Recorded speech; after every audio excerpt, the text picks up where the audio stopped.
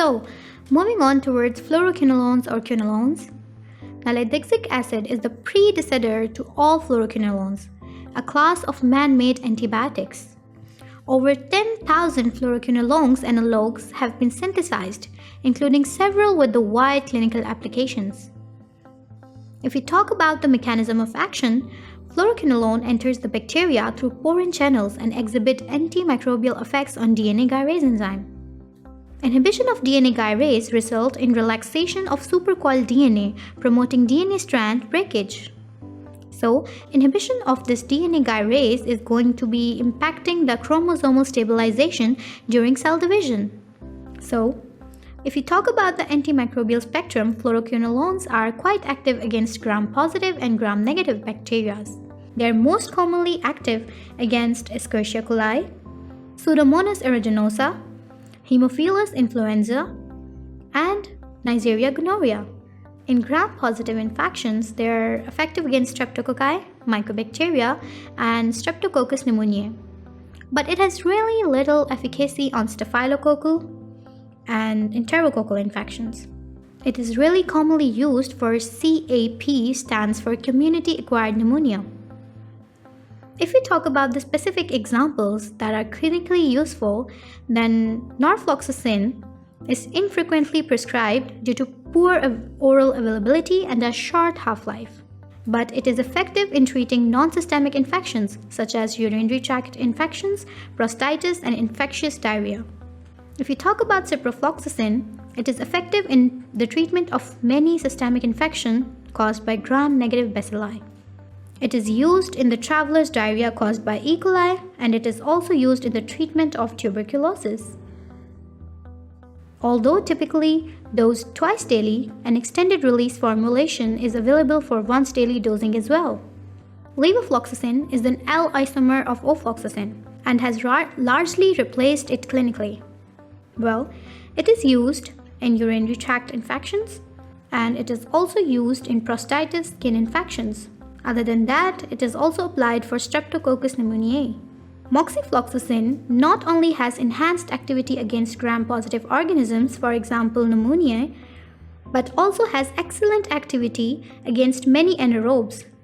And it has really poor activity against Pseudomonas aeruginosa. And it does not concentrate in urine, and it is usually not indicated for UTIs as well. Let's talk about the resistance of fluoroquinolones because it is really important to know.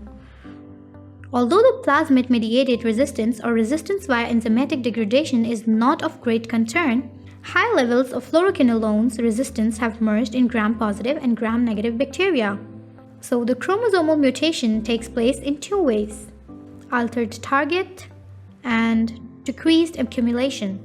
So what is altered target? Chromosomal mutations in bacterial genes have been associated with decreased affinity for fluoroquinolones at their site of action. Both topoisomerase 4 and DNA gyrase may undergo the mutation. Reduced intracellular concentration is linked to porin channels and efflux pumps, and the former involves a decreased number of porin proteins in the outer membrane of the resistant cells. If we talk about the pharmacokinetics of quinolones, then only 35 to 70% of orally administered norfloxacin is absorbed compared with 80% to 99% of other fluoroquinolones. Intravenous and ophthalmic preparations of cipro, levo, and moxifloxacin are available. If we talk about distribution, it binds to plasma protein ranges from 10% to 40%. And the elimination or excretion, you must say, is done renally and a little bit hepatic as well. If we talk about moxifloxacin, it is excreted primarily by the liver and no dose adjustment is required for renal impairment. So, what's left to discuss? It's adverse reactions. The most common adverse reactions that are related to fluoroquinolones include nausea, vomiting, and diarrhea. Other than that, phototoxicity can be caused, and patients taking these agents should be advised to use sunscreen and avoid excess exposure to light. If phototoxicity occurs, discontinuation of the drug is advisable. Other than that, articular cartilage erosion, which means arthropathy, can also occur by the use of fluoroquinolones. Well, Moxifloxacin and other fluoroquinolones may prolong the QT interval and can lead to serious arrhythmias. So they must be used very carefully on the patients having arrhythmias.